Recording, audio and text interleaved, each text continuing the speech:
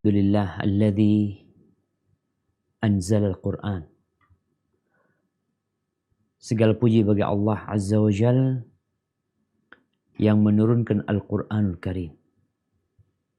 Fihi ilmul awwalin wal akhirin. Disebutkan di dalamnya ilmu tentang orang-orang terdahulu dan orang-orang yang akan datang.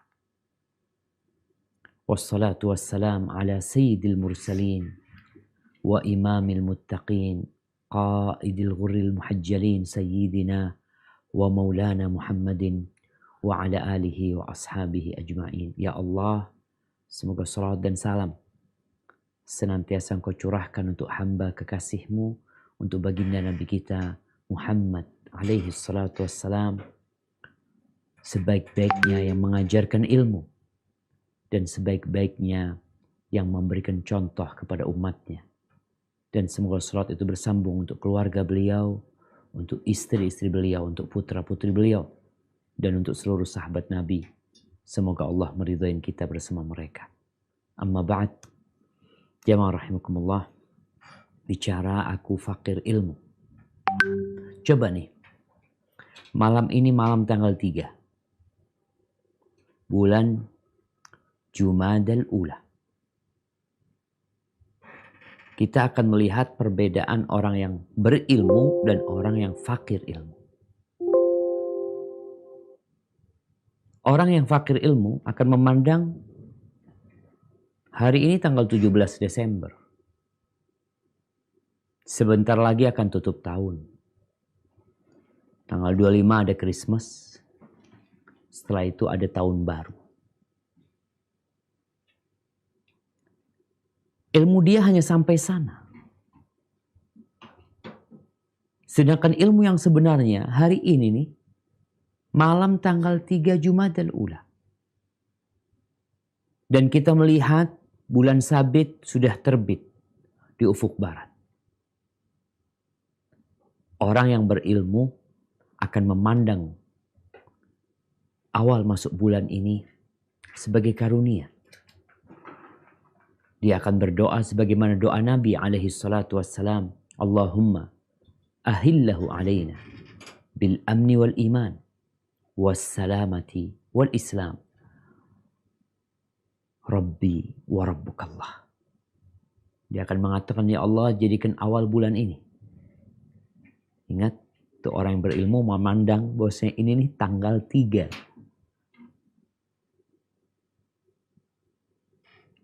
Dia mengatakan, ya Allah, jadikan awal bulan ini awal bulan yang penuh dengan keamanan dan keimanan. Awal bulan yang penuh dengan keselamatan dan keislaman. Tuhanku dan Tuhanmu adalah Allah Azza wa Jalla. Haibati fillah, bicara fakir ilmu, kita ini memang dilahirkan gak tahu apa-apa. Allah Azza wa Jalla berfirman di surat An-Nahl ayat 78. Nah, silakan dibaca surat An-Nahl ayat 78. Silakan adik-adik Burhanuddin. Adik Burhanuddin persilakan untuk membaca surat itu. Surat An-Nahl ayat 78. Ayo, Mam.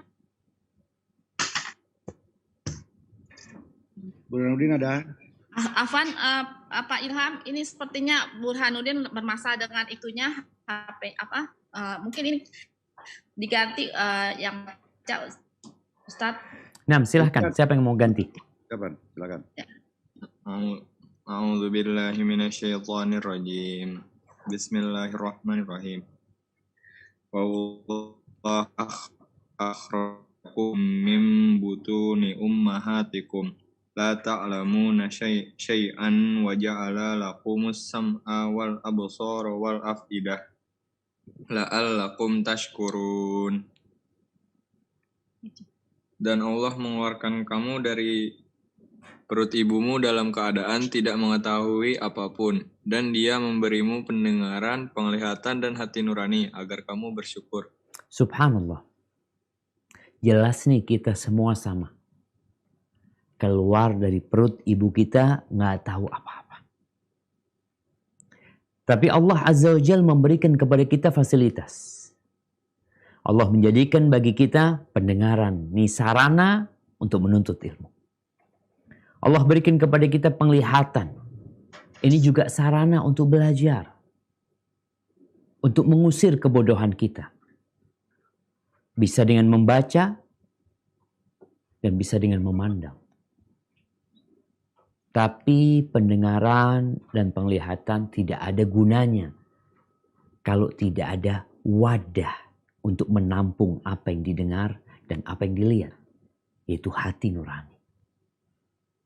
Agar kalian bersyukur kepada Allah Azza wa Jalla. Namun ternyata kebanyakan manusia dengan fasilitas yang Allah berikan ini, dia fokus, belajar, konsentrasi, menuntut ilmu, dunia. Lupa dengan ilmu agama.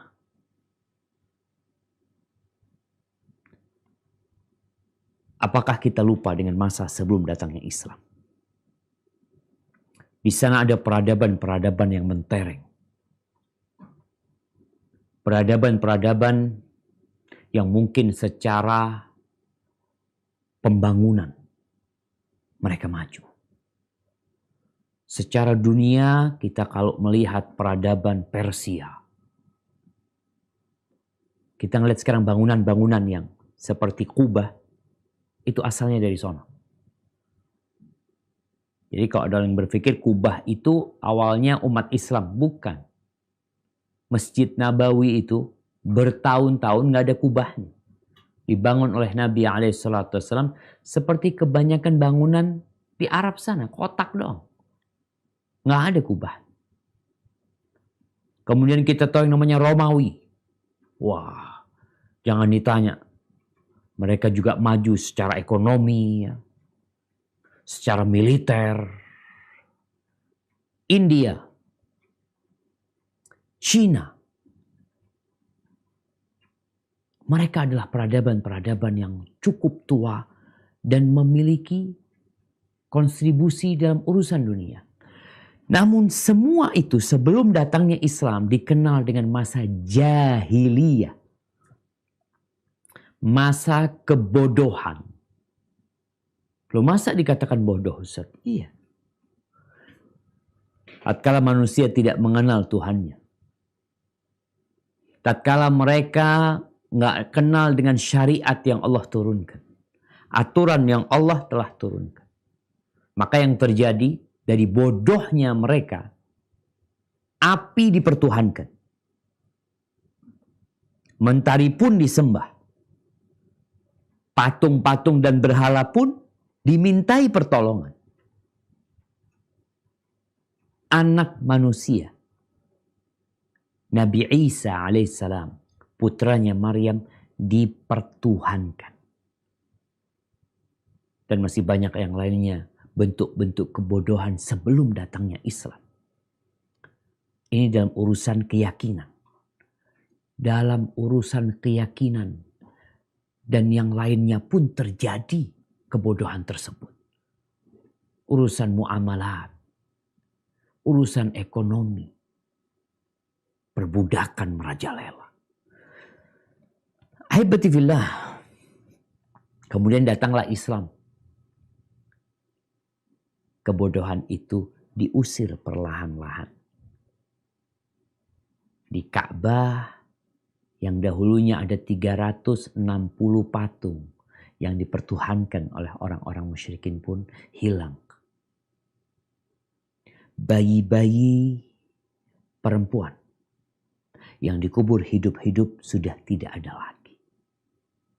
Wanita-wanita yang dulu dijadikan pusaka. Wanita itu masuk warisan dahulu. Yang tidak punya hak dalam warisan. Diberi hak di dalam Islam.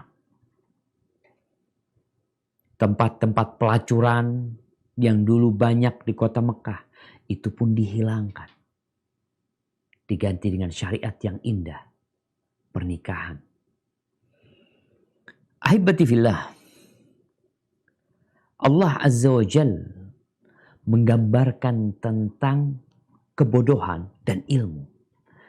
Kalau kita bicara orang fakir ilmu, Gimana sih kondisi tatkala orang-orang itu fakir ilmu. Dan tatkala orang-orang itu punya ilmu. Kira-kira apa yang akan terjadi dengan dunia ini? Allah berfirman di surat Az-Zumar ayat 9. Silahkan dibaca. Surat Az-Zumar ayat 9. Tadi siapa yang baca tadi? Silakan lanjut. A'udzubillahi minasyaitonirrajim. Amman huwa qanitun ana al-laili al-laili sajidaw wa qa'imai yahzarul akhirata wa yarjuh mata rabbih wa yarju rahmata rabbih. Kul hal yastawil ladzina ya'lamuna wal ladzina la ya'lamun. Innama yatazakkaru ulul albab. Apakah kamu orang musyrik yang lebih beruntung, ataukah orang yang beribadah pada waktu malam dengan sujud dan berdiri, karena takut kepada azab akhirat dan mengharapkan rahmat Tuhannya? Katakanlah, apakah sama orang-orang yang mengetahui dengan orang-orang yang tidak mengetahui? Sebenarnya hanya orang yang berakal sehat yang dapat menerima pelajaran. Subhanallah jemaah. Nah, mana mungkin bisa disamakan orang yang menjadikan batu sebagai Tuhan, benda dimintain pertolongan. Apakah sama dengan orang yang taat, yang sholat di malam hari, sujud, takut kepada azab Allah Azza wa Jalla, tapi dia berharap rahmat Allah SWT? Sama? Nggak sama. Maka Allah katakan, apakah sama orang yang mengetahui dan orang yang tidak mengetahui? Nggak sama. Kita bicara pengetahuan apa ini? Kalau dalam pengetahuan dunia aja nggak sama. Orang yang jadi dokter umpamanya, dia punya ilmu kedokteran, dia bisa ngobatin orang. Sama orang yang nggak tahu apa-apa, nggak sama. Bagaimana dengan urusan akhirat? Tapi sekali lagi, hanya orang yang berakal sehat yang dapat mencerna pesan Allah Azza wa Jalla agar belajar ilmu agama. Ahibati fillah, kita ini semua nggak mau disebut bodoh, nggak mau. Marah kita kalau ada orang yang mengatakan kita bodoh. Padahal kita bodoh. Kebodohan itu menampilkan yang buruk seakan-akan baik. Sebaliknya, karena kebodohan yang baik jadi buruk. Di antara tanda-tanda kiamat, tema kita kan kita fakir ilmu nih. Kita nih udah 1431 tahun ya dari meninggalnya Rasulullah Sallallahu Alaihi Wasallam. Udah lama. Kalau di masa Nabi SAW saja, beliau mengingatkan para sahabatnya, bu'aitu ana wassa'a kahatain. Aku diutus bersama kiamat itu seperti ini. Artinya dekat sekali. Kedekatan itu sudah berlewat 1400 tahun. Jadi semakin dekat kita dengan hari kiamat.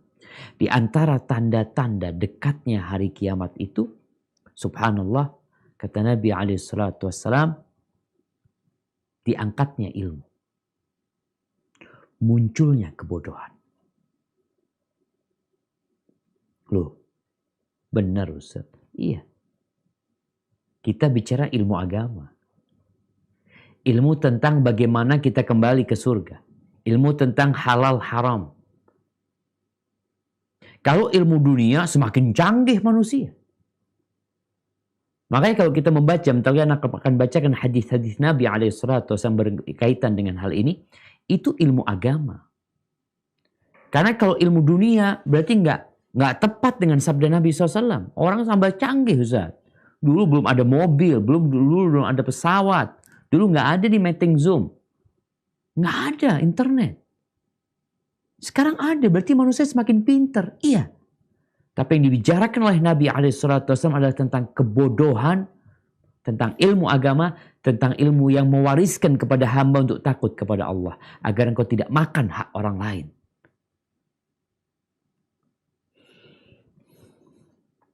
Rasulullah SAW mengatakan, Inna baina yaday sa'a la ayyaman yanzilu fiha al-jahl. Sesungguhnya di hadapan kiamat itu ada hari-hari yang penuh dengan kebodohan. Ada hari-hari, kata Nabi SAW. Yang kebodohan itu merajalela. Lalu apa kata Nabi SAW berkaitan dengan hal ini? Wa yakthuru fiha yanzilu fiha al-jahl wa yurfa' fiha al-ilm. Kebodohan itu turun, ilmu itu diangkat. Wa yakthuru fiha al-haraj. Dan akan banyak haraj. Haraj itu pembunuhan. Subhanallah. Beliau juga bersabda di hadis lainnya, Inna min asyratis sa'ah an yurfa'al ilmu wa yathbutal jahl wa yushrabal khamru wa yadhhar zina. Di antara tanda-tanda kiamat diangkatnya ilmu dan menetapnya kebodohan. Kemudian minuman keras dilegalkan. Diminum. Yang seharusnya minuman keras itu ditinggalkan, ini malah dilegalkan, diminum sama orang-orang. Wa yadhharu zina. Dan perzinaan merajalela. Tampak dulu orang berzina itu sembunyi-sembunyi. Sekarang, antum lihat. Ini dampak dari kebodohan tadi. Ilmu diangkat, kebodohan menetap, maka minuman keras diminum di mana-mana. Kalau kita ngelihat sekarang, Indonesia ini darurat narkoba. Ini menandakan apa yang dikatakan Nabi SAW benar-benar telah terjadi. Wa yadhhar zina, dan nampaknya perzinaan. Kita ini juga darurat seks bebas. Bukan sembunyi-sembunyi ya, disebarkan. Bahkan sekarang ada media yang na'udzubillah. Yang memang diperuntukkan untuk membuka peluang untuk berzina. Dulu orang kalau mau berzina itu cari lokalisasi. Sekarang enggak. Di rumahnya, di kamarnya, dengan handphonenya. Ini disebabkan kebodohan.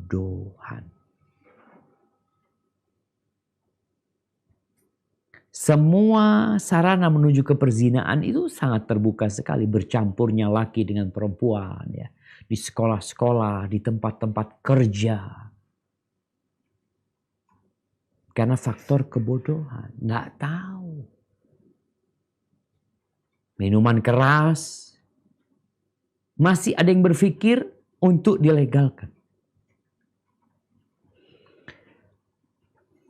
Kemudian, itu hadis dari riwayat Imam Bukhari dan Muslim. Di hadis riwayat Ibnu Majah, Nabi SAW mengatakan, Inna baina yaday sa'ala harajan. Di dekat-dekat kiamat itu, sebelum kiamat itu akan banyak pembunuhan. Qultu ya Rasulullah, mal haraj? Apa haraj itu? Qala al-qatl. Pembunuhan. Laisa biqatlil musyrikin. Ini bukan bicara pembunuhan yang dilakukan oleh orang-orang kafir. Bukan. Walakin yaqtulu ba'dukum ba'da. Tapi sebagian kalian membunuh sebagian lainnya. Orang Islam bunuh orang Islam lain. Dengan dalih apapun. Baik dengan emosi, marah, urusan perempuan, urusan dunia, urusan kekuasaan. Dan itu terjadi. Membunuh itu kayak biasa aja. Ini pembunuhan yang terjadi di antara umat Islam yang sama-sama Islam ya, yang membunuh muslim, yang dibunuh muslim. Mungkin ada yang dengan dalih agama. Kenapa itu terjadi? Tadi fakir ilmu.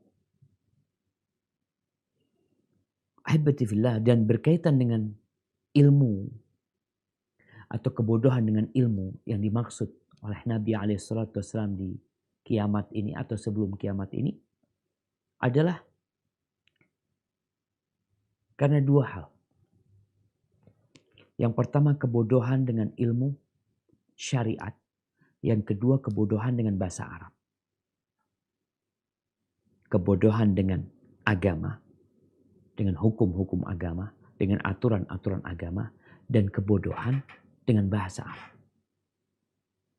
Berkaitan dengan kebodohan dengan ilmu agama ini, subhanallah, muncul di akhir-akhir ini orang-orang yang tidak berkompeten untuk bicara agama, ngomong masalah agama. Background dia nggak ada urusan agama, nggak bisa bahasa Arab. Ngaji entah bagaimana. Hukum-hukum Allah apakah dia pelajari?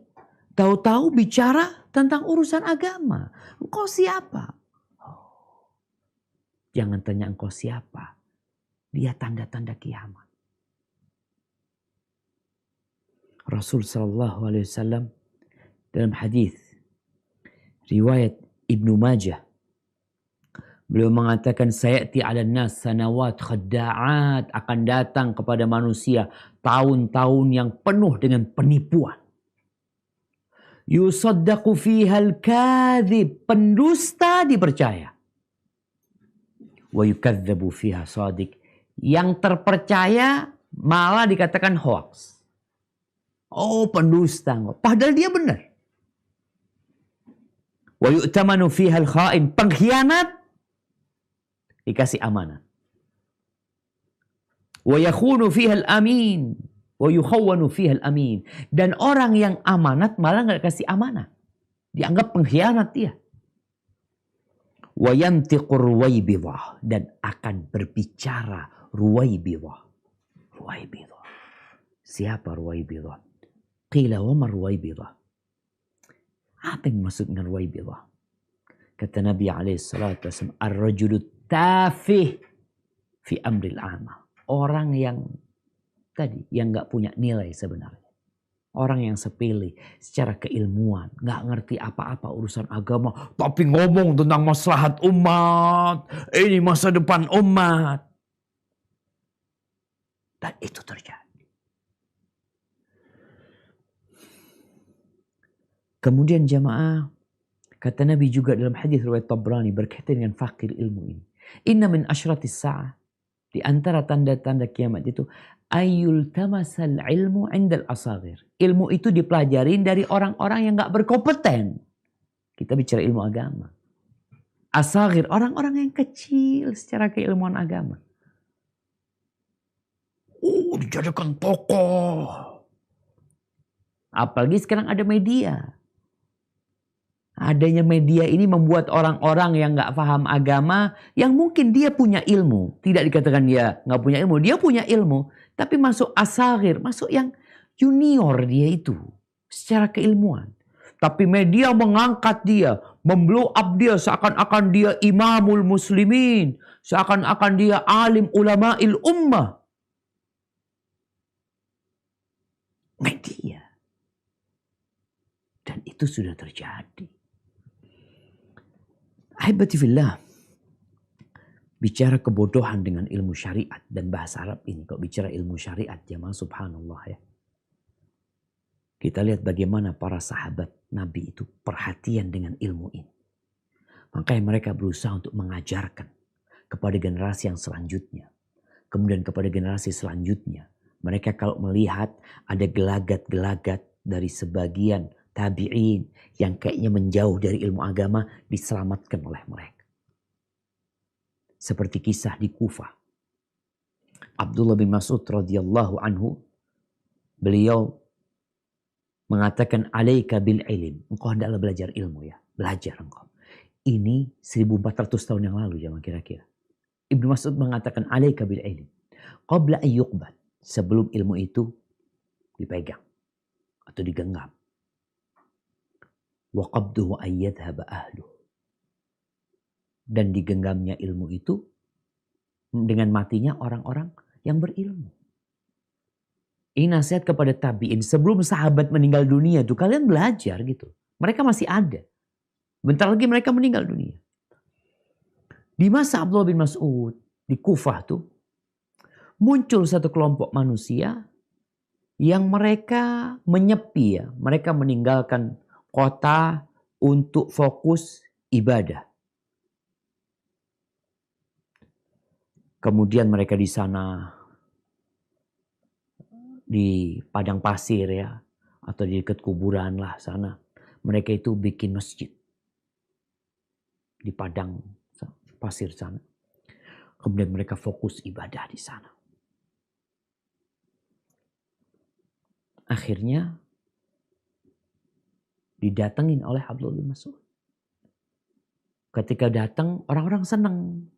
Nih datang sahabat Nabi radhiyallahu ta'ala anhu. Mereka mengatakan marhaban bika ya Abu Abdurrahman. Selamat datang wahai Abu Abdurrahman. Kita senang dikunjungin sama engkau. Apa kata Abdullah bin Mas'ud? Ma ataitukum zair. Aku bukan datang untuk berziarah. Walastu billadhi atruk.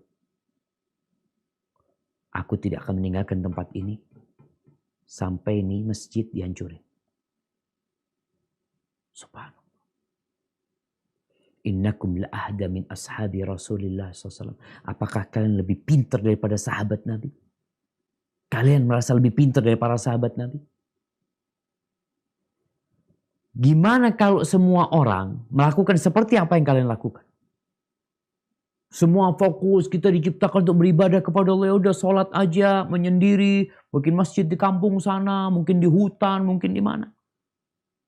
Kalau semua orang melakukan yang kalian lakukan, siapa yang akan memerangi musuh? Siapa yang akan beramar ma'ruf dan bernahi mungkar? Siapa yang menegakkan aturan-aturan Allah? Irji'u, kalian balik dari tempat ini. Ayo balik ke kota sana. Fata'allamu mimman huwa a'lamu minkum. Belajarlah kalian dari yang lebih pintar dari kalian. Wa'allimu man antum a'lamin. Dan ajarkan kepada orang yang kalian lebih pintar dari mereka. Kemudian beliau mengatakan inna lillahi wa inna ilaihi raji'un. Akhirnya beliau tidak meninggalkan tempat itu sampai masjid itu dihancurin. Ini Abdullah bin Mas'ud nyuruh mereka belajar. Islam ini bukan agama yang fokus di masjid doang. Ngurusin dunia dan akhirat. Tapi karena fakir ilmu, akhirnya dia membuat sesuatu yang sebenarnya tidak diajarkan. Abdullah bin Abbas radhiyallahu ta'ala anhuma. Beliau pernah dipanggil sama Umar bin Khattab. Ini disebut oleh Imam Syatibi ya, riwayat ini. Jadi Umar bin Khattab ini pernah menyendiri. Dia itu berpikir apa sih yang menyebabkan umat ini berpecah belah. Padahal agamanya satu gitu. Kenapa kok jadi seperti ini? Gitu. Maka dipanggillah Abdullah bin Abbas. Karena Abdullah bin Abbas ini didoakan sama Nabi SAW. Dengan doa yang bunyinya Allahumma faqihhu fid din wa'allimhu ta'wil. Ya Allah jadikan dia orang yang faham agama ini. Dan ajarkan kepada dia tafsir Quran. Dipanggillah sama Umar bin Khattab. Maka ditanya, gimana sih? Kok umat ini bisa berpecah belah? Nabinya satu. Kiblatnya satu. Kitabnya satu. Lalu Ibn Abbas mengatakan, ya Amirul Mukminin. Beliau mengatakan, innama unzila alaina al-Quran faqara'nahu. Diturunkan kepada kita Al-Quran, kita membacanya. Wa alimna fima unzil. Kita pun juga memahami ayat ini turunnya dalam masalah apa? makna dari ayat ini. Wa annahu sayakunu ba'dana. Tapi nanti akan datang satu generasi yang mereka membaca Al-Quran. Wa la yadruna fima nazal. Tapi dia nggak tahu dalam rangka apa ayat ini diturunkan. Akhirnya setiap orang punya pendapat. Fa'idha kana likulli qawmin fihi ra'i. Kalau setiap kepala ini punya pendapat, akhirnya mereka akan berselisih. Dan ketika mereka berselisih, mereka akan saling membunuh. Marah Umar ketika diartik. Masa kayak gitu? Kata. Akhirnya pulang Abdullah bin Abbas. Umar mulai berusaha untuk merenungkan ucapan Abdullah bin Abbas. Setelah itu dia faham benar yang dikatakan oleh Abdullah bin Abbas. Bahwa nanti akan muncul di masa Umar bin Khattab masih satu. Masih belum muncul tuh perselisihan. Tapi kan Nabi mengatakan akan ada perselisihan. Akhirnya Umar memanggil lagi Abdullah bin Abbas. Umar mengatakan, coba yang tadi engkau sampaikan, ulangin. Dan subhanallah, apa yang dikatakan oleh Ibnu Abbas itu benar. Munculnya kelompok-kelompok yang memahami Al-Quran tidak sesuai dengan pemahaman para sahabat. Bahkan mereka berusaha untuk menyimpulkan sendiri. Bahasa Arab nggak ngerti. Mentafsirkan sendiri. Bahkan di Indonesia ini ada non-muslim mengarang kitab tafsir Quran. Surat apa anda lupa. Dan dikasih pendahuluan atau muqaddimah oleh seorang yang katanya ahli tafsir. Subhanallah. Ini yang menyebabkan perselisihan. Ketika semua orang pakai pendapatnya masing-masing. Menurutku seperti ini, menurutku seperti ini. Gimana menurut para sahabat? Munculnya Khawarij. Yang membunuh Utsman bin Affan itu orang Islam, bukan orang kafir. Yang membunuh Umar bin Khattab radhiyallahu anhu itu orang Majusi. Tapi kemudian yang membunuh Utsman bin Affan itu Muslim. Yang membunuh Ali bin Abi Thalib Muslim. Mereka orang-orang Khawarij. Apa kata Nabi tentang mereka? Nabi mengatakan akan keluar dari di hada. Ya, dari sulbinya orang ini, dari keturunannya orang ini, qauman inna min dhi'di hada qauman yaqra'una al-Qur'an, yang mereka membaca Al-Qur'anul Karim la yujawizu hanajirahum, yang enggak lewat tenggorokan mereka. Cuma di lisan doang baca Quran. Enggak sampai ke hatinya, enggak sampai dia memahaminya. Kemudian dia enggak, cuma pandai ngomong, pandai baca. Yamrukuna minal Islam muruqas sahmi minar ramiyah. Mereka keluar dari Islam sebagaimana anak panah itu keluar dari buruannya. Lewat. Seperti itu. Yaqtuluna ahlal Islam wa yada'una ahlal awthan. Mereka membunuh orang Islam. Dibunuhin sama mereka. Yang kafir dibiarin. Yang Islam dibunuhin. Hadis Rahul Bukhari Muslim. Apa penyebabnya? Tadi fakir ilmu. Nggak mau belajar. Munculnya kelompok-kelompok liberal yang mengatakan semua agama sama. Bentar lagi nih akan ribut tentang bagaimana mengucapkan selamat Natal. Ya Allah, ya Karim. Engkau tidak lebih baik dari Nabi Muhammad SAW. Engkau tidak lebih mulia dari para sahabat Nabi. Engkau tidak lebih beradab dari mereka. Mereka hidup bersama orang Yahudi. Umat Islam hidup ratusan tahun bersama orang Nasoro di Palestina. Jangan sok paling Islam. Paling ngerti dengan etika Islam. Lihat tuh. Apa yang dilakukan oleh para sahabat. Nabi itu orang yang Allahu Akbar. Allah mengatakan tentang Nabi kita alaihissalatu wassalam. Wa innaka la'ala khuluqin azim. Engkau benar-benar di atas akhlak yang mulia. Tapi kalau urusan agama, beliau mengatakan lakum dinukum waliyadin. Tapi muncul nanti ada fatwa-fatwa ini itu macam-macam. Ya, salah satu sebabnya tadi memahami Al-Quran tidak sesuai dengan pemahaman para sahabat. Loh, ini kan Nabi Isa kan juga nabinya kita. Kita kan mengucapkan selamat atas kelahiran Nabi Isa. Ahibati fillah. Mereka menganggap Nabi Isa anak Tuhan. Ketika engkau mengucapkan selamat, selamat lahirnya anak Tuhan. Padahal engkau mengatakan lam yalid wa lam yulad.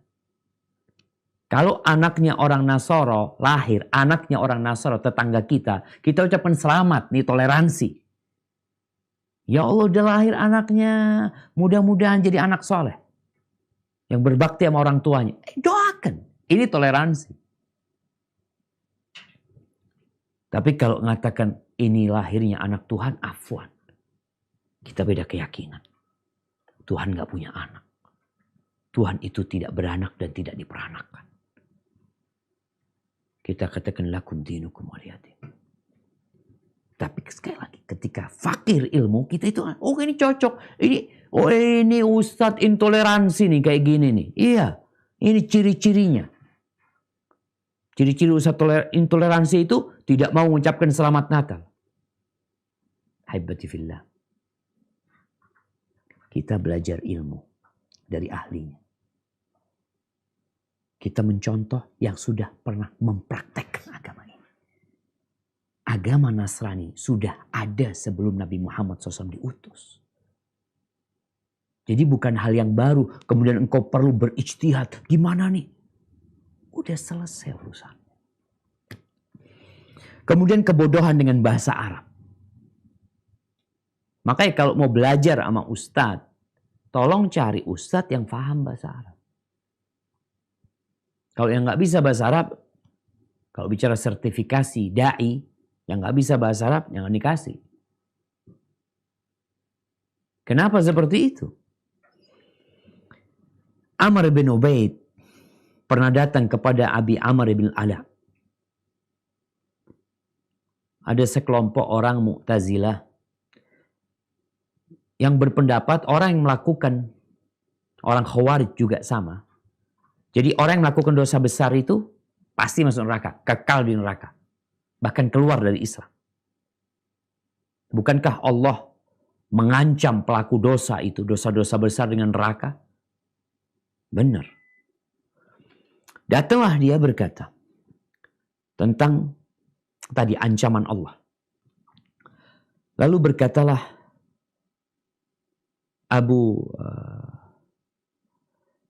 berkatalah Amr bin Ubaid kepada Abu Amr bin Ala, ya Aba Amr, minal ujma uti. Engkau ini berpahaman seperti ini karena nggak bisa bahasa Arab. Dari bahasamu sebelumnya, bahasa ajam nih, akhirnya kau memahami seperti ini. Ya Aba Uthman, innal wa'da ghairal wa'id. Wahai Abu Uthman, kata dia, sesungguhnya janji Allah itu beda dengan ancaman Allah. Bahasa Arab itu ada namanya al-wa'ad. Al-wa'ad itu janji. Ada al-wa'id, ancaman artinya. Innal Arab, bangsa Arab itu, la ta'uddu khulfan wala aran an ta'ida syarran thumma la taf'alu. Bangsa Arab itu tidak menganggap ketika seorang mengancam, kemudian dia memaafkan orang tersebut. Dia sudah mengancam akan memberikan hukuman. Lalu dimaafkan. Itu bukan aib. Itu kemuliaan. Mengancam akan memberikan hukuman. Momennya ada orang yang tinggal di rumah kita nggak bayar-bayar. Kalau antum nggak keluar besok, anak usir. Tahu-tahu besok nggak diusir. Apakah dikatakan, oh orang ini orang jahat. Kenapa? Itu mengancam kemudian tidak melaksanakan. Itu kebaikan. Tara, itu adalah sebuah kehormatan fadlan. Yang buruk itu ketika berjanji kebaikan lalu tidak menepati. Janji-janji Allah kebaikan pasti Allah tepati. Tapi ancaman Allah, Allah mengampuni. Bukankah Allah mengampuni semua dosa kecuali kesyirikan? Jadi yang dianggap akhirnya ini Allah kan mengancam akan memasukkan ke neraka orang yang membunuh umpamanya, orang yang berzina umpamanya. Iya. Tapi Allah memaafkan mereka kalau Allah berkehendak.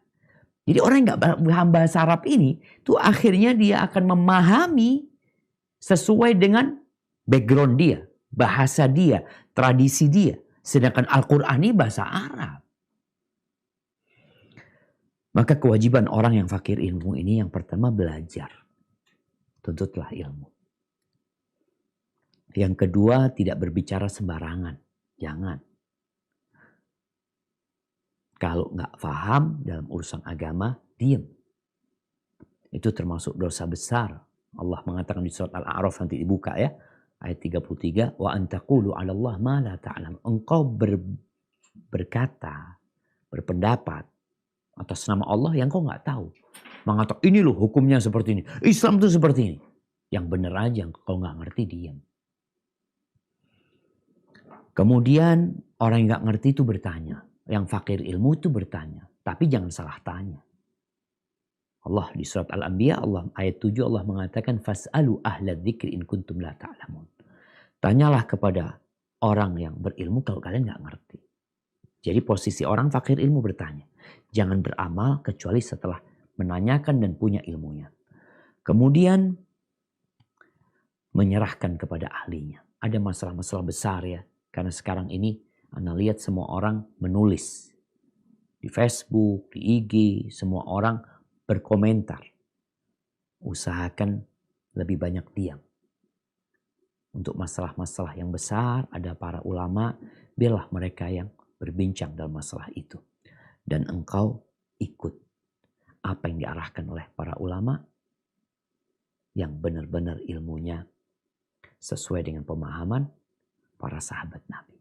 Hadza wallahu a'lam bissawab. Itu yang bisa Anda sampaikan kesempatan kali ini. Afwan kayaknya Anda kelewatan waktunya. Mungkin kita masuk ke sesi tanya jawab. Anda kembalikan ke Bapak Ilham Bintang. Jazakumullah khair.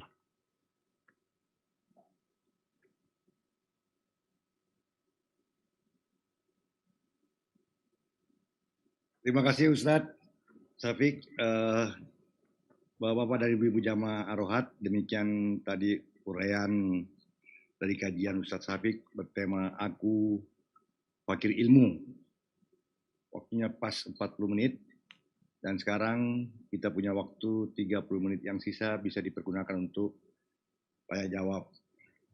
Ustadz, saya akan mulai dengan pertanyaan yang ada di chat sekarang ini. Oh, ini banyak sekali Ustadz, saya pilih dulu. Ini dari Andri Asdi Putra Ustadz. Nah. Assalamualaikum warahmatullahi wabarakatuh. Waalaikumsalam warahmatullahi wabarakatuh. Apa maksud dari irja? Karena Anda pernah mendengar salah satu ulama menyebutkan bahwa si fulan terkena irja. Apa maksud dari statement tersebut, Ustaz? Naam. Afwan, ana fakir ilmu. Naam. Ustaz, mohon penjelasannya. Barakallahu fikum. Masya Allah jemaah. Ya, ini masalah irja, masalah keimanan. Jadi ada satu kelompok yang berpendapat iman itu hanya keyakinan. Mempercayai di dalam hati. Padahal pendapat Ahlus Sunnah wal Jamaah, iman itu keyakinan dengan hati, ucapan dengan lisan, dan perbuatan dengan raga kita. Itu keimanan. Makanya Al-Imam Bukhari, dia belajar dari 1000 syekh guru beliau, semuanya mengatakan bahwasanya iman itu qaulun wa amal. Iman itu ucapan dan perbuatan. Ucapan hati itu keyakinannya, amalan hati itu tawakal kita, rasa takut, cinta itu amalan hati. Dan amalan lisan, ucapan lisan itu syahadat. Asyhadu an la ilaha illallah, asyhadu anna Muhammad Rasulullah. Amalan lisan, zikir, baca Quran, amar ma'ruf nahi mungkar. Kemudian amalan raga, sholat dan lainnya. Irja itu yang mengakhirkan amalan dari keimanan. Jadi amalan ini tidak masuk dari iman. Karena buat dia iman itu cukup percaya saja. Dan itu yang dimaksud dengan irja tadi. Tapi pendapat yang benar, enggak.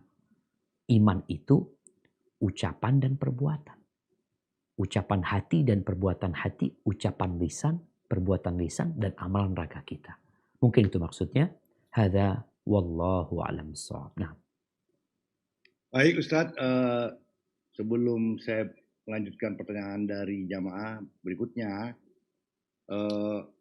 saya ingin mengingatkan bahwa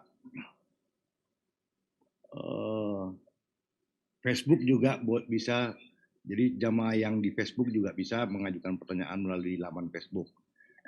Yang kedua, saya ingin meminta maaf kepada puluhan jamaah yang belum bisa kita tampung di Zoom ini karena keterbatasan tempat hanya sampai 100. Insya Allah panitia dari Ar-Rohat akan untuk kajian berikutnya setiap kali Ustadz Syafiq menyampaikan kajian akan ditambah dimaksimalkan jumlah jamaah yang bisa ditampung. Jadi Ustadz tadi ada beberapa jamaah yang tidak bisa kita terima, kita tampung karena kapasitasnya terlalu sedikit. subhanallah. Ini pertanyaan berikutnya dari Ummu Jabir. Izin bertanya, Ustadz, apakah ada tuntunannya dari Rasulullah Shallallahu Alaihi Wasallam tentang membaca 7 kali surat Al-Insyirah setiap selesai sholat wajib? Yang katanya Allah akan melepaskan kalau membaca surat Al-Insyirah tadi, melepaskan kesusahan kita, Ustaz. Demikian. Masya Allah, barakallahu fikum.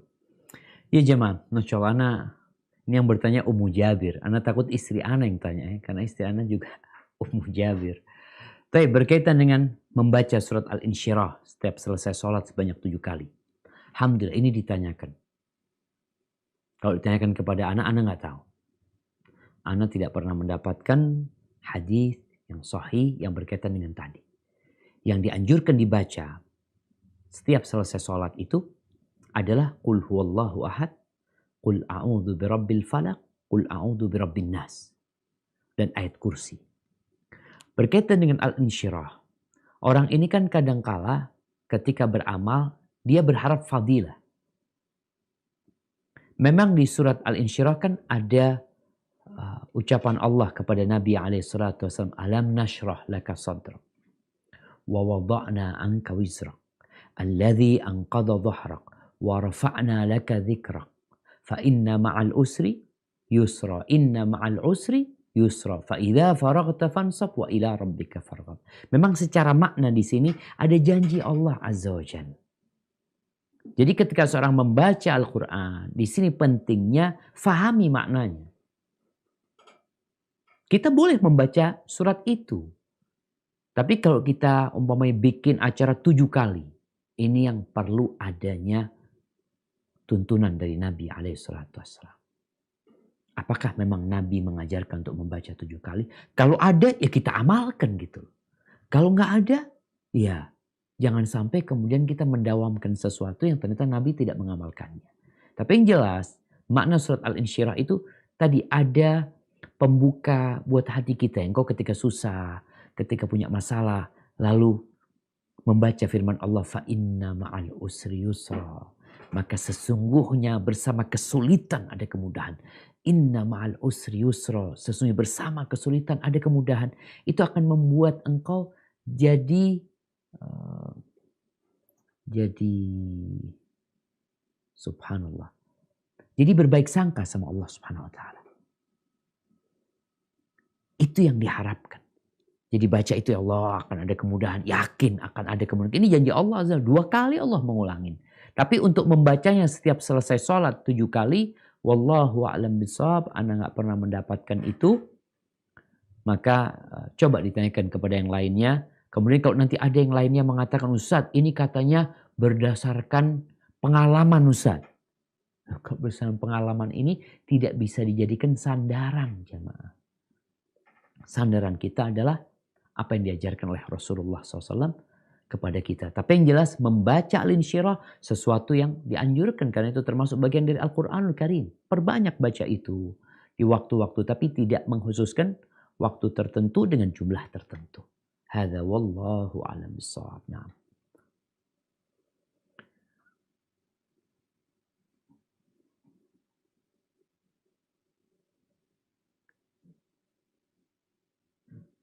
Masih di mute kayaknya Pak Ilham. Maaf Ustadz. Nah, Ini dari Ibu Ita ini. Izin bertanya Ustadz, bagaimana cara mengajak dan memotivasi pasangan kita untuk semangat belajar, terutama dalam hal memperbaiki bacaan Al-Quran dan rajin membaca ilmu-ilmu agama karena pasangan tidak hobi membaca. barakallahu fikum. Subhanallah jemaah ya. Islam ini agama yang peduli sama ilmu. Bahkan kita tahu ayat yang pertama turun kepada Nabi SAW adalah Iqra. Iqra bismi rabbikal ladzi khalaq, khalaqal insana min 'alaq. Baca. Tapi kita nggak suka membaca. Oh, kalau dibicara nggak suka membaca, sekarang kita generasi yang suka membaca, Ustaz. Generasi apa? Generasi Z sekarang. Apa generasi Y? Suka membaca, tapi membaca WhatsApp, membaca Facebook, membaca berita, membaca ini, membaca itu, bukan membaca ilmu agama. Bukan membaca Al-Quranul Karim. Sumber semua ilmu itu Quran. Tapi bagaimana sekarang memotivasi pasangan hidup kita untuk belajar? Di antara hal yang bisa menggerakkan motivasi pribadi di diri kita adalah mengetahui dapat apa. Engkau dapat apa sih? Ketika tahu di sebuah toko ada diskon besar-besaran, kita jadi kepingin gitu. Ya Allah, ini kesempatan nih. Dan bicara ilmu agama, Allah mengatakan yarfa'illahu alladhina amanu minkum walladhina utul ilma darajat. Allah mengangkat derajat orang-orang yang beriman. Dan orang-orang yang berilmu di atas orang beriman beberapa derajat. Di antara satu derajat dengan derajat selanjutnya itu dalam riwayat Ibnu Abbas dikatakan seperti antara langit dan bumi. Maka bagaimana sekarang memotivasi suami, bang ternyata berilmu itu diangkat derajatnya sama Allah SWT. Di dunia pun kita ngelihat ya. Yang namanya diangkatnya jabatan seseorang, seorang tentara, mau bintang 1, sekolah lagi, belajar lagi dia. Mau jabatannya naik, sekolah lagi. Beda yang S1 sama S3, gajinya beda. Yang SD sama yang SMA, berbeda. Begitu pula nanti di akhirat berurusan dengan ilmu agama. Maka motivasi suami dengan keutamaan-keutamaan. Tapi nggak perlu disampaikan semuanya pelan-pelan. Mungkin nanti suami diajak umpamanya kalau bicara Quran ya, sampaikan bang ternyata satu huruf dari Quran itu dapat sekian bang ya. Dapat sekian pahalanya, satu ayat dapat sekian. Subhanallah betapa besarnya bang. Sekedar ngomong seperti itu aja. Jadi menyampaikan pesan-pesan agar alam bawah sadar dia itu merekam. Mamanya lagi makan nih, atau istri lagi nyiapin pisang goreng buat suaminya, sampaikan, bang aku tadi habis kajian bang, kalau abang mau dengerin, aku dapat satu pesan dari ustadz itu, sampaikan hal itu. Kemudian juga yang terpenting bagaimana mengajak suami untuk mengingat akhirat, karena tadi itu sarana untuk mengingat akhirat. Caranya bagaimana? Ajak suami ziarah kubur umpamanya, ya, mengingat kematian. Semoga suami termotivasi untuk belajar agama. Hadza wallahu a'lam bishawab. Mohon perhatian untuk mic yang terbuka supaya ditutup, dimatikan. Baik Ustadz, saya lanjut dengan pertanyaan. Oh, silakan Ustadz. Nah, belum dibacakan pertanyaannya Pak Ilham. Kayaknya ada yang bocor itu. Iya, saya mau bacakan Ustaz. Ini saya mohon perhatian dulu untuk seluruh jamaah mematikan mic-nya. Tolong di-mute mic-nya. Itu masih ada suara tuh. Baik Ustaz, ini dari Facebook. Dari Ibu Yudi Haryono. Ustadz, apakah ada dalilnya anjuran puasa 41 hari berturut-turut? Masya Allah. Supaya hajat kita terkabul. Itu Ustadz pertanyaannya. Iya jemaah. Jadi ana pernah beli buku. Buku itu di sini, di Jember ana beli buku. Insya Allah judulnya Manba' Ulumil Hikam. Atau seperti itu judulnya. Buku itu berbahasa Arab, kertasnya kuning. Dan ketika Ana baca buku tersebut, ternyata buku itu buku sihir. Mengajarkan amalan. Cuma di situ dikatakan wallahu alam bisawab, wallahu alam bisawab di sana itu. Jadi salah satu amalannya itu agar engkau berhak karisma, menjadi orang yang wibawa, disegani oleh orang. Engkau itu puasa 40 hari atau 41 hari. Nanti setelah itu engkau menyendiri di sebuah ruangan yang gelap. Setelah itu nanti engkau jangan takut. Akan datang seperti singa. Jangan takut, engkau tetap, ini ujian buat engkau, kata dia. Kalau engkau berani nanti singa itu akan berubah menjadi seorang budak hitam. Yang dia akan membawa batu kepadamu. Batu itu batu merah delima, kata dia. Itu engkau pakai, engkau akan jadi orang wibawa. Subhanallah, dikatakan nanti wallahu a'lam bishawab. Kemudian nanti di sana kalau ingin menundukkan hati seorang wanita, ada amalannya ini itu, dibuat di sana, jemaah. Ana lupa nama bukunya, mudah-mudahan nggak salah. Cuma yang jelas seperti ini. Jadi kalau kita bicara amalan ya, mungkin ana salah. Nanti dikoreksi ketika ustadznya salah. Kita tuh ketika beramal, contoh Nabi SAW. Nabi itu nggak pernah berpuasa. Nabi itu nggak pernah berpuasa sebulan penuh kecuali di bulan Ramadan. Nggak pernah. Apalagi sampai 41 hari. Ramadan aja cuma 30 hari atau 29 hari. Maka kalau ingin hajatnya dikabulkan sama Allah SWT, ikutin sunnahnya Nabi SAW. Gimana sih puasa Nabi SAW? Memang ada puasa dahr, somudar. Puasa sepanjang tahun jemaah.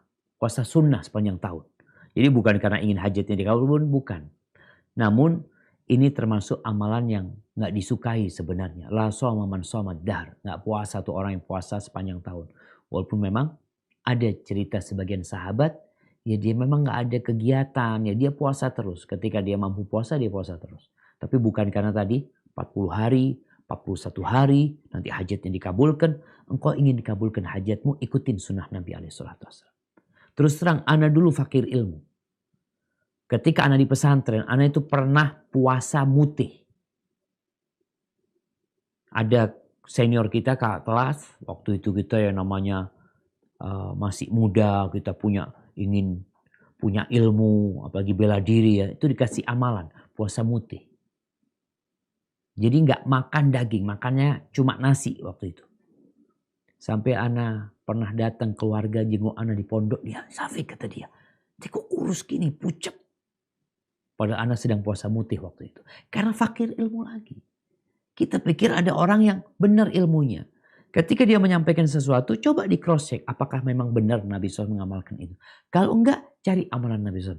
Ingin hajatnya dikabulkan, ya doa orang puasa memang mustajab gitu. Silahkan perbanyak puasa sunnah, puasa Daud, puasa Senin Kemis ya. Insya Allah itu menjadi salah satu pembuka hajat kita. Tapi ingat, ketika kita beribadah, berharaplah hajat akhirat kita. Dunia ikut. Tapi kalau kita puasa hanya ingin hajat dunia kita dikabulkan, yang ditakutkan kita nggak dapat apa-apa nanti di akhirat. Karena memang kita berpuasa untuk mendapatkan dunia. Hadza wallahu a'lam bishawab. Ustaz, ini pertanyaan berikutnya dari Ummu Putri. Ini menarik nih Ustaz. Dia bertanya perbedaan penafsiran surat An-Nur ayat 31 dan Al-Ahzab ayat 59 itu bagaimana sebenarnya Ustaz? Disebutkan dalam surat An-Nur, disebutkan dalam surat Al-Ahzab menutupkan jilbabnya hingga ke seluruh tubuh. Nah, kalau suami menyuruh mengenakan cadar, haruskah kita sebagai istri menuruti perintah suami? Soalnya banyak istri-istri ustadz besar yang ilmu agamanya tinggi hanya seorang yang baru hijrah dan belajar agama. Mohon penjelasan Ustadz, bagaimana memakai jilbab dan berpakaian yang benar menurut perintah Allah Subhanahu wa taala, dan mohon doanya supaya saya bisa istiqomah. Masya Allah, barakallahu fikum. Ya jemaah, ini berkaitan dengan hukum cadar sebenarnya. Memang terjadi khilaf di antara para ulama ya. Wal yudnina min jalabibihinna ala juyubihinna. Tentang bagaimana seorang perempuan itu mendekatkan jilbab mereka untuk menutup leher mereka. Apakah menutup dari atas atau cukup dari samping? Sehingga yang berpendapat menutup dari atas, ayat ini sebagai dalil diwajibkannya pakai cadar.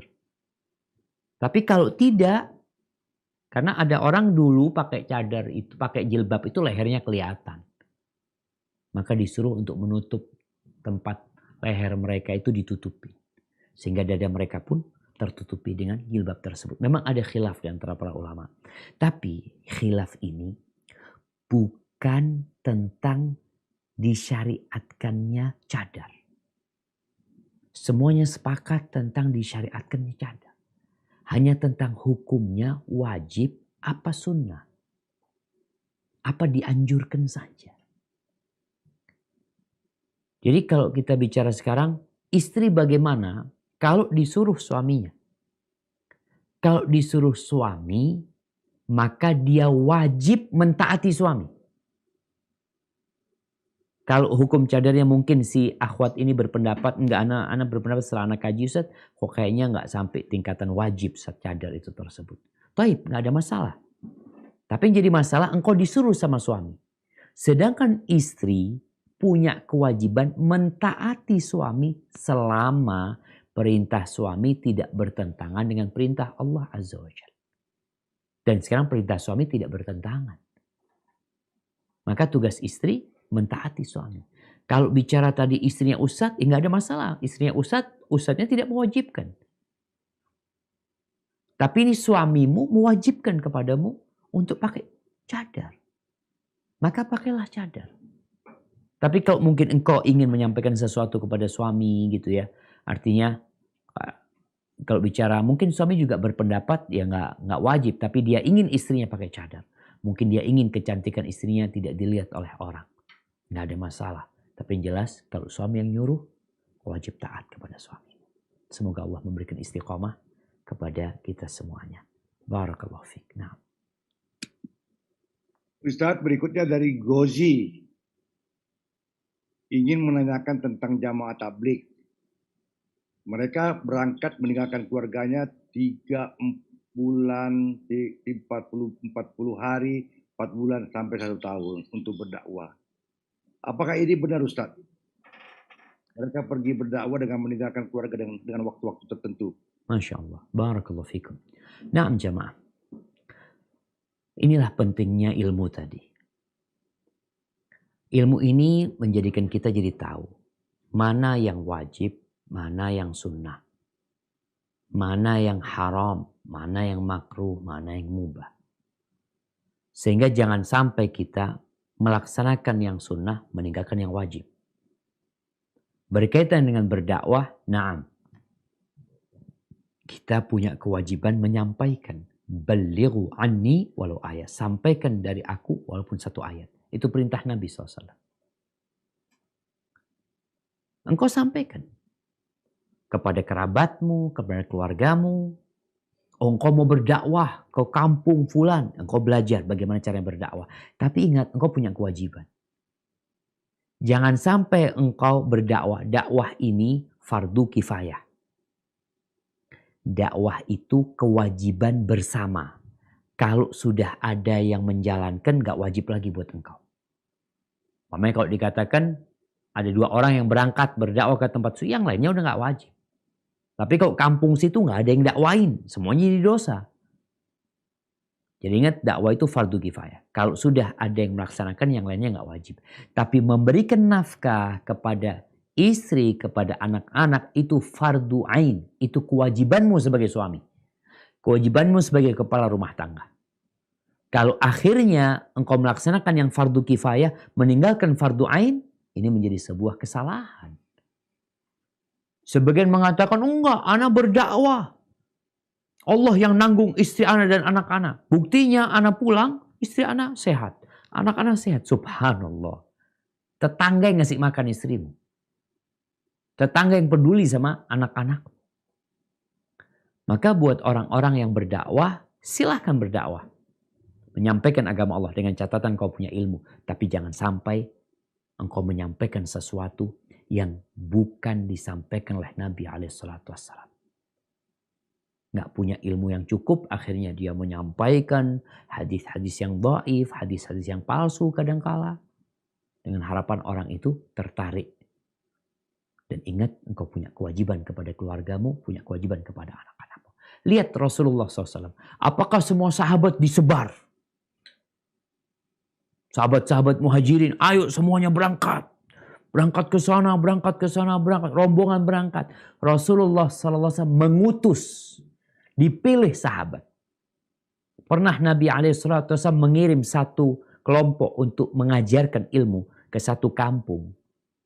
Itu jumlahnya 70 orang. Semua orang-orang yang ahli Al-Quran Karim. Yang hafal Al-Quran Karim. Ternyata mereka dibunuh oleh orang-orang musyrik. Pernah ngirim lagi 10 orang. Jadi Nabi memilih tidak semua sahabat. Ngirim Mu'ad bin Jabal dikirim ke Yaman. Ali bin Abi Thalib dikirim ke Yaman. Abu Musa al-Asy'ari dikirim. Jadi memang ketika bicara dakwah yang sudah mulai berangkat ini adalah orang-orang yang berilmu. Yang berangkat ke sana. Tapi jangan sampai engkau menelantarkan yang menjadi kewajiban buat dirimu. Hada wallahu a'lam bishawab. Nah.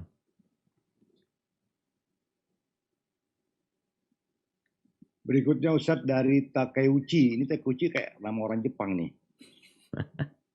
Iya, ini menarik juga dia punya ini Ustadz, problem. Mohon izin Ustadz, Ana mahasiswa 21 tahun umurnya. Baru belajar manhaj salaf. Qadarullah wa masa fa'alah. Ortu meminta Ana berkomitmen atau berjanji dengan sumpah demi Allah tidak mengikuti kajian-kajian salaf lagi. Sekarang ini maksudnya kajiannya ikut diam-diam. Karena pernah diancam berhenti kuliah. Dan diminta bersumpah hanya fokus dengan perkuliahan saja. Nanti baru dibebaskan memilih jalan hidup sendiri setelah lulus pendidikan profesi dokter. Kebetulan 2 tahun lagi. Lalu bagaimana sikap saya yang Pak Ustadz sebaiknya? Sedangkan mencari ilmu agama itu wajib. Ana di sini merasa sangat fakir keilmuan. Tolong gitu Ustaz. Masya Allah ya. Ya jamaah. Ini yang tadi kita juga sempat bicarakan di awal. Orang itu bicara ilmu, itu fokus ilmu dunia. Orang tua tuh ngajarin anak dari kecil kadangkala, ya udah. Urusan dunia. Makanya kalau anak itu nggak ngaji sama anak itu nggak sekolah, bolos sekolah, orang tua tuh lebih terbebani kalau anak tuh bolos sekolah. Daripada bolos ngaji. Karena buat dia ngaji itu ya sampingan aja. Sekarang bagaimana sikap kita ketika mendapatkan orang tua yang seperti itu? Ya, kita wajib taat kepada orang tua kita. Selama tidak memerintahkan kepada kemaksiatan. Selama perintah orang tua tidak bertentangan dengan agama kita. Tapi kalau tadi orang tua melarang kita belajar agama. Menyuruh kita fokus belajar dunia. Maka mungkin yang ditakutkan orang tua, engkau gagal dalam kedokteranmu. Ketika engkau fokus belajar agama. Di sini engkau perlu sampaikan kepada orang tua. Bahwasanya ana belajar agama membuat ana lebih termotivasi untuk menjadi dokter. Ana dapat ilmu bahwasanya bagaimana dokter yang muslim. Dan sampaikan kepada orang tua, ana tidak akan pernah mengecewakan orang tua. Kalau orang tua masih tidak percaya seperti itu, ya udah, tugasmu mendoakan orang tua. Terus gimana dengan sumpahmu? Kalau sumpahmu itu karena terpaksa, maka nggak berlaku sebenarnya. Karena ada pemaksaan yang terjadi sama orang tua tadi.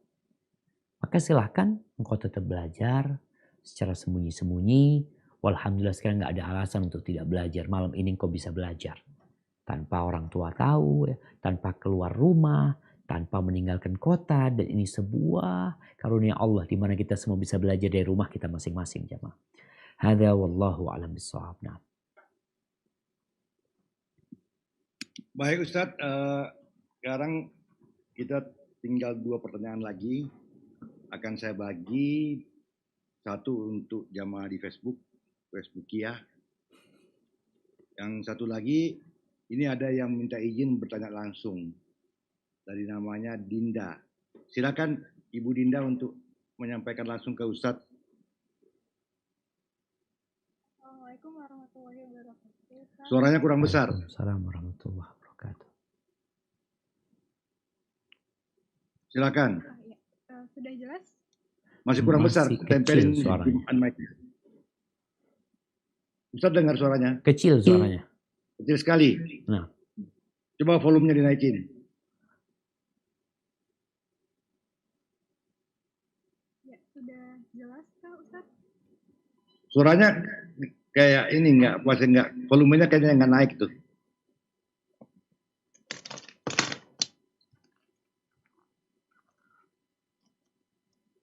Ibu Dinda gimana? Bisa? Assalamualaikum warahmatullahi wabarakatuh Ustadz. Naam. Waalaikumsalam warahmatullahi wabarakatuh. Ahlan wa sahlan, tafadhali. Ahlan bik Ustadz. Semoga Ustadz dan para jamaah juga seluruh umat muslim di dunia selalu dalam lindungan dan berkah Allah. Allahumma amin. Izin bertanya Ustadz. Tafadhali. Sebenarnya ini pertanyaan titipan dari kakak saya. Jadi kakak saya sebelum mengaji dengan Afwan Dinda. Afwan, barusan terputus. Suaranya lebih besarin lagi Dinda. Barusan terputus. Mbak, besarin dikit lagi. Begini Ustaz, jadi sebelum kakak saya mengaji dengan pengajian sunnah, kakak saya sempat mengaji selama 10 tahun dalam suatu pengajian yang membahas kitab Al-Hikam karangan Ibnu Athaillah. Nah, banyak dari teman-teman kakak saya yang mengikuti pengajian itu yang menyayangkan keputusan kakak saya untuk keluar dari pengajian tersebut, Ustadz. Nah, pertanyaan saya karena saya dan kakak saya juga tidak begitu mengerti sebenarnya apa itu Al-Hikam, apa itu Sufi dan segala macam. Nah, mungkin kami minta penjelasan atau pemahaman yang Ustadz miliki tentang pengajian Sufi dan Al-Hikam ini, Ustadz. Nah, terus menurut Ustadz bagaimana caranya dan sikap apa yang harus diambil oleh kakak saya untuk menghadapi teman-temannya yang terus bertanya, saya udah 10 tahun mengaji masa langsung dilepas gitu aja. Seperti itu Ustadz. Mungkin mohon pencerahannya Ustadz. Masya Allah. Barakallahu fikum. Syukran, jazakallah khairan. Wa iyyakin. Subhanallah jamaah. Ya. Kalau bicara kajian-kajian Sufi ini macam-macam. Sufi ini bertariqat-tariqat. Ada tariqat Naqsyabandiyah, ada tariqat Qadiriyah, ada tariqat Tijaniyah, ada tariqat Siddiqiyah, ada tariqat Wahidiyah, ada tariqat Rifa'iyah, macam-macam. Apa yang menyebabkan perpecahan tadi kita sudah bahas. Di antara yang menyebabkan perpecahan ini adalah kefakiran ilmu.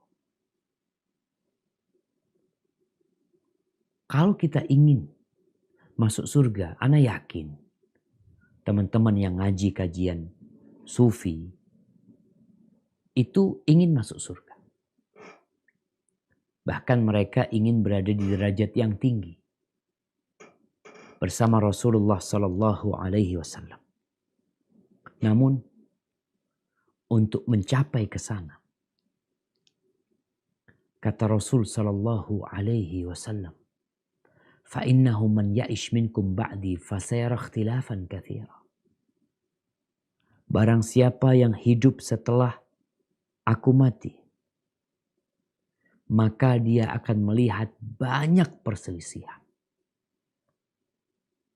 Terus, apa solusinya?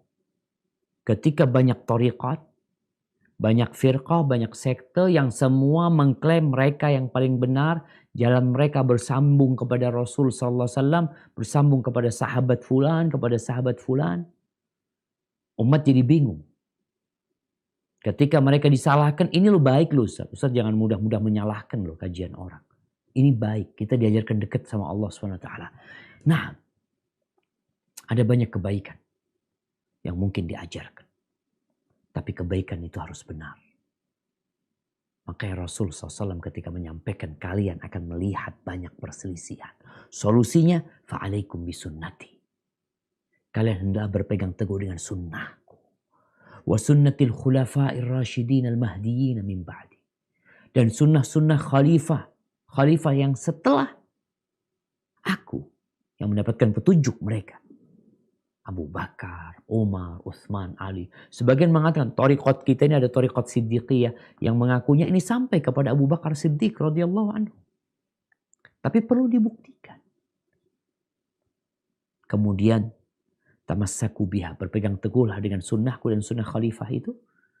Dan gigit dengan gigi geraham kalian. Wa iyyakum wa muhdatsatil umur. Kalian hati-hati dengan perkara-perkara yang baru dalam urusan agama ini. Fa inna kulla muhdatsatin bid'ah. Semua yang baru dalam agama disebut bid'ah. Maka di sini kita perlu berhati-hati. Tadi ceritanya Abdullah bin Mas'ud. Ada orang yang meninggalkan kota, dia ingin fokus ibadah, ngaji ini itu. Dilarang, suruh belajar ilmu. Kalian kaji gimana sih ibadahnya para sahabat Nabi? Gimana sih amalan mereka? Maka mungkin itu yang perlu kita sampaikan kepada mereka. Kalau dikatakan, engkau kok meninggalkan kajian ini. Ya, kita ini sedang mau sampai kepada Nabi SAW. Sampaikan kepada mereka, ya ana melihat banyak perselisihan. Kayaknya cara yang paling tepat menghindari perselisihan adalah dengan mengikuti sunnah-sunnah Rasul SAW. Hadza wallahu a'lam bissawab. Nah. Baik Ustadz, ini yang terakhir dari Saaga. Bismillah, Afwan izin bertanya Ustadz, apa benar kita bisa mengkodok sholat yang pernah kita tinggalkan? Karena kakak dan ibu saya juga pernah melakukannya. Barakallahu fikum. Ijama, ini pertanyaan menarik sekali ya, tentang mengkodok sholat. Tadi kan judulnya fakir ilmu, jadi kita jangan melakukan sesuatu kecuali kita tanya ya. Berkaitan dengan mengqadha salat ini, Rasulullah SAW memerintahkan agar kita mengqadha salat. Man nama an salatin aw nasiyaha, barang siapa yang ketiduran atau lupa tidak melaksanakan sebuah salat, hendaklah dia salat ketika dia ingat. Jadi ulama semua sepakat wajib mengqadha salat buat orang yang ketiduran atau yang lupa. Ini hukum mengqadha salat karena lupa atau ketiduran. Terjadi perselisihan pendapat mengqadha salat yang ditinggalkan dengan sengaja. Bisa nggak? Ana nggak salat 10 tahun, ana ganti. Ada dua pendapat para ulama. Jumhur ulama mengatakan harus diganti. Diterima ya, mungkin nggak diterima, tapi itu sebagai hukuman buat engkau. Engkau ganti salatmu, kau utang tuh. Kau tinggalkan hal itu. Ini pendapat banyak ulama. Tapi sebagian ulama yang ana lihat pendapat itu lebih kuat mungkin ya. Enggak bisa diganti. Terus gimana? Dia harus tobat. Karena kadang-kala orang dengan berpikir, sudah aku ganti. Aku pernah gak sholat 7 hari. Aku pernah gak sholat berapa hari. Udah aku ganti. Akhirnya muncul orang yang meremehkan sholat. Dia sedang main-main sama temennya. Kadang-kala ada perempuan-perempuan yang sedang pernikahan ya. Karena dia gak bisa wudhu, gak bisa sholat. Oh gampang lah nanti setelah nikah aku ganti. Setelah walimah aku ganti. Gak bisa. Jadi pendapat ulama yang membolehkan ganti itu sebagai hukuman sebenarnya buat mereka. Lawang tidur aja suruh ganti. Lupa aja suruh ganti. Apalagi sengaja nih. Tapi sebenarnya ketika mereka meninggalkan sholat dengan sengaja udah gak diterima. Sholat itu ada ketentuan waktunya. Inna salata kanat 'alal mu'minin kitaban mauquta. Waktunya udah ditetapkan. Nggak bisa kita sholat subuh jam 7 pagi. Jam 10 pagi. Dengan kata enggak, anak lagi sibuk, nantilah jam 10 anak mau sholat. Anak ngantuk, sekarang mau tidur. Terus jam 10 dia sholat subuh. Kemudian dia berharap diterima. Nggak diterima. Makanya Allah mengatakan fawailul lil musallin alladzina hum an salatihim sahun alladzina hum yura'un wa yamna'unal ma'un. Salat tapi lalai dengan waktunya, lalai dengan rukunnya. Jadi seperti itu. Dua pendapat para ulama, yang satu mewajibkan qadha, yang meninggalkan salat dengan sengaja sebagai hukuman buat dia. Yang satu mengatakan enggak bisa diganti. Engkau harus tobat dengan tobat nasuha.